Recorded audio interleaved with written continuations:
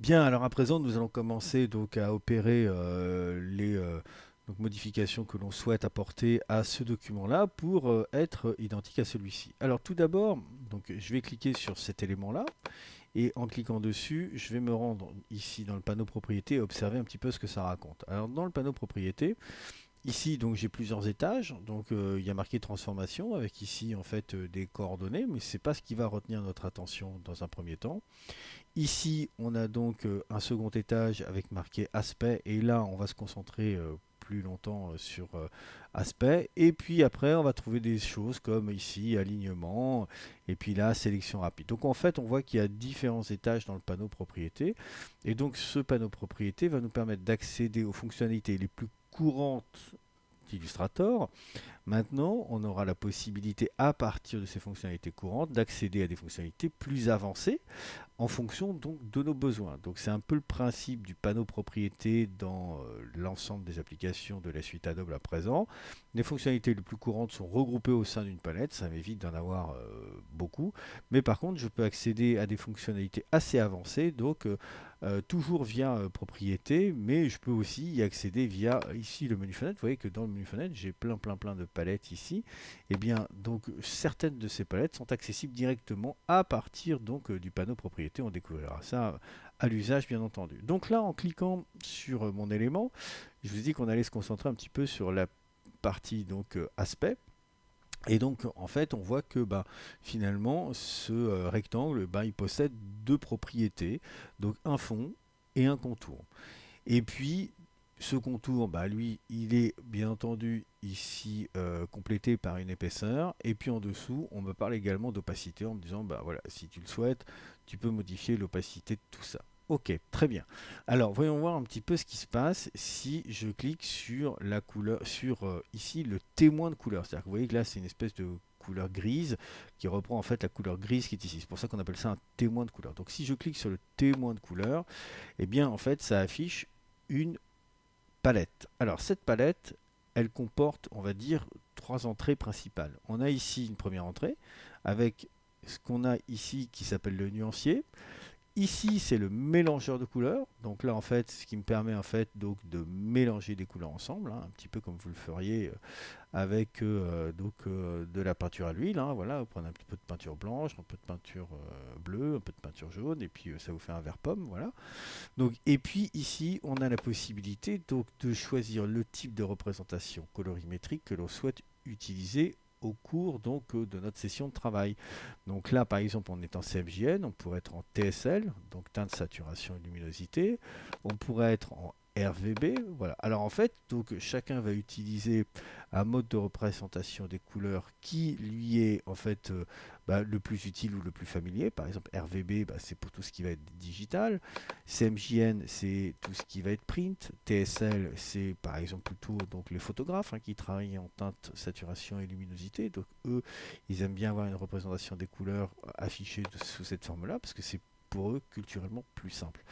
Nous, je vous propose que nous restions sur RVB. Voilà, comme ça nous avons une représentation des couleurs en rouge, vert et bleu. Et puis ici aussi, on utilisera donc par la suite donc, le mode de représentation des couleurs hexadécimal qui est celui qu'on utilise couramment donc, pour les projets digitaux. Voilà. Donc je récapitule. Donc ici on a nuancier, ici on a mélangeur, et là on accède donc aux différents modes de représentation des couleurs et tout ça au sein de cette palette qu'on a fait s'afficher ici en cliquant sur le témoin de couleur. Donc si je reclique, elle disparaît, si je reclique, elle réapparaît. Voilà, donc première chose, donc ici ce que je souhaite c'est en fait donc changer la couleur de fond. Ce que je veux c'est utiliser la même couleur qu'ici, la couleur jaune. Alors, voyons voir comment donc récupérer cette couleur là pour pouvoir l'appliquer ici. Alors, je vais donc tout d'abord fermer cette palette en recliquant ici. Je viens dans mon autre document. Je clique ici.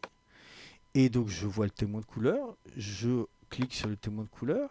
Et là, je vais relever, ça va être beaucoup plus simple, je vais relever la couleur hexadécimale. Donc là, en fait, la couleur hexadécimale, je peux la sélectionner, clic, clic, et puis je peux faire clic droit, copier, voilà, ou j'aurais pu faire commande C ou CTRL C, voilà. Je reviens dans mon document ici, donc je clique, hein, ou si ce n'est pas déjà fait, sur ce rectangle-là. Je viens ici. Et donc, dans la partie qui est là, bah, je colle la couleur. Donc là, j'ai sélectionné, clic, clic. Et puis, je peux faire clic droit, je peux faire coller. Donc, je viens de coller cette couleur-là. Et je valide en appuyant sur la touche entrée, par exemple, de mon clavier. Et voilà, j'ai donc strictement la même couleur. J'observe que entre ce modèle et puis ce que je suis en train donc, de modifier, il y a une différence donc d'épaisseur du contour. Donc je vais me rendre ici sur mon document, observer quelle est la taille, et bien je vois qu'ici l'épaisseur est de 2 points. Donc je reviens ici, hop là, et donc là bah, tout simplement je modifie. Alors j'ai la possibilité soit d'incrémenter ou de décrémenter ici à chaque fois donc de 1 point. Mais je peux aussi aller dans le menu qui se trouve ici, et dans le menu qui se trouve ici, je vais avoir donc déjà une liste prédéfinie. Mais je peux également donc saisir une valeur. Par exemple, si je voulais saisir une valeur un peu particulière, comme 2,25 points, c'est tout à fait possible. Je peux faire 2,25 par exemple. Auquel cas, j'aurai une valeur donc bien spécifique. Mais nous, on va rester donc sur la valeur des 2 points. Voilà, on ne va rien modifier. Et donc là, nous avons quelque chose qui ressemble, voilà, à ce que nous souhaitons ici. Donc pour désélectionner, je clique à côté, hein, voilà, et ça désélectionne les choses. Donc là, pour le fond et pour le contour ici, c'est réglé. On va s'occuper à présent donc du fond, donc de cette forme-ci. Donc je vais cliquer sur cette forme-ci, et je vois actuellement donc que voilà, c'est une espèce de vert pâle. Ok, très bien. Alors, donc, voyons voir qu'est-ce que j'ai comme couleur que je peux utiliser en guise donc de remplacement de ce vert pâle. Donc quand je clique dessus, la dernière fois où nous avons cliqué sur le témoin de couleur, nous étions ici dans le mélangeur. Donc du coup, c'est pour ça qu'on affiche ici le mélangeur. Mais voyons voir ce que j'ai dans le nuancier. Si je clique dans le nuancier, je vois ici que j'ai un certain nombre donc, de couleurs à ma disposition. Et notamment, je vais regarder si je peux en fait vous mettre ici donc affichage par grande vignette, comme ça vous voyez mieux. Voilà.